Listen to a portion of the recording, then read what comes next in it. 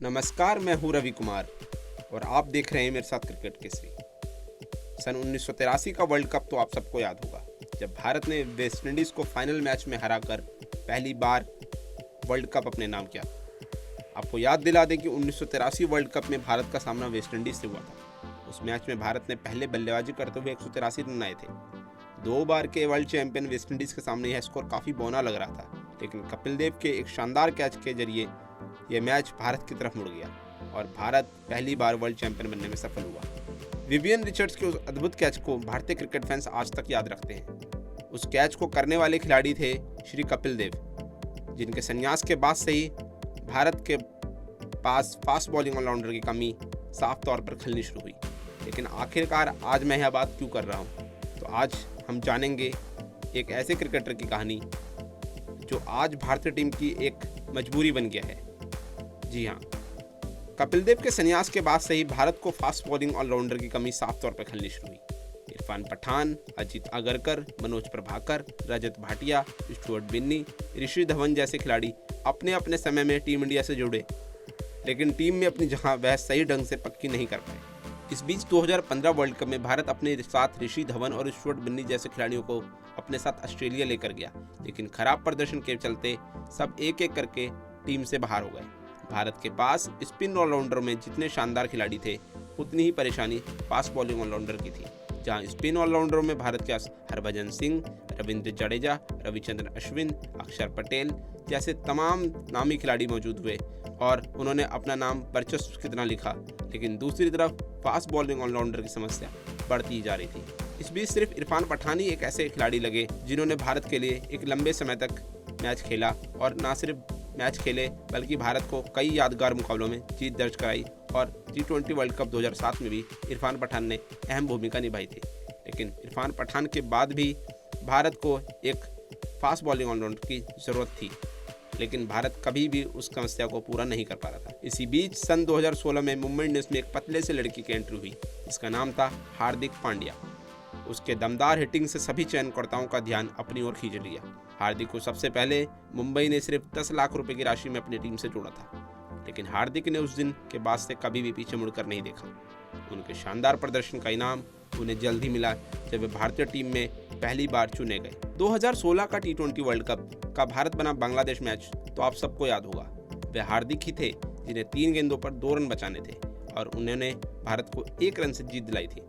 उसके बाद फिर क्या था, अगर तेज रन बनाने हो तो हार्दिक, अगर भारत को विकेट चाहिए तो हार्दिक, फील्डिंग स्टैंडर्ड सेट करना हो तो हार्दिक। मानो हर जगह सिर्फ हार्दिक ही हार्दिक छा गए हों। 2017 चैंपियंस ट्रॉफी फाइनल में भारत भले ही बुरी तरह हार गया, लेकिन उनकी हिटिंग से एक समय भारत के फैंस जीत संजो कर बैठ गई थी। अगर उस दिन हार्दिक रनआउट नहीं होते शायद भारत जीत भी जाता। यहाँ तक सब सही था, भारत के क्रिकेट फैंस हार्दिक के कायल हो चुके थे, लेकिन यहाँ से वक्त ने करवट लेनी शुरू की।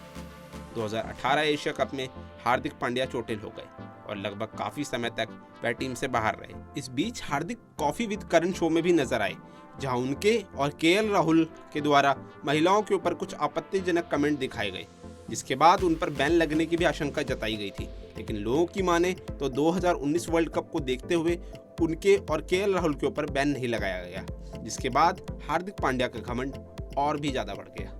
आपको याद होगा निधास ट्रॉफी फाइनल, जहां विजय शंकर ने एकदम धीमी बल्लेबाजी की थी।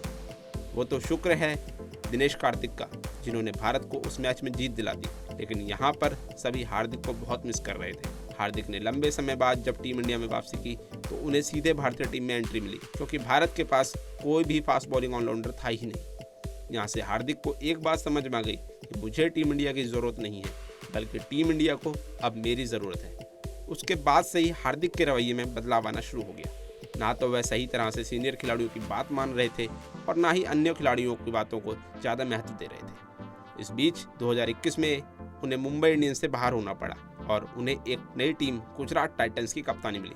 हार्दिक अपनी कप्तानी में भी खुशकिस्मत साबित हुए और गुजरात को 2022 का IPL जिता दिया। वहीं 2023 का फाइनल की बात करें तो अगर जडेजा ने आखिरी गेंद पर चौका नहीं लगाया होता तो आज धोनी के बाद हार्दिक 2 लगातार IPL जीतने वाले दूसरे IPL कैप्टन भी बन जाते। हार्दिक ने कुछ वर्ष पहले ही टेस्ट क्रिकेट से अनौपचारिक तौर पर संन्यास ले लिया है उन्होंने अभी तक संन्यास पर कुछ कहा तो नहीं है, लेकिन अब वह सिर्फ लिमिटेड ओवर फॉर्मेट में ही खेलते हुए नजर आते हैं। हार्दिक पांड्या अच्छे से जानते हैं कि इस समय भारत के पास उनका कोई भी रिप्लेसमेंट मौजूद नहीं है।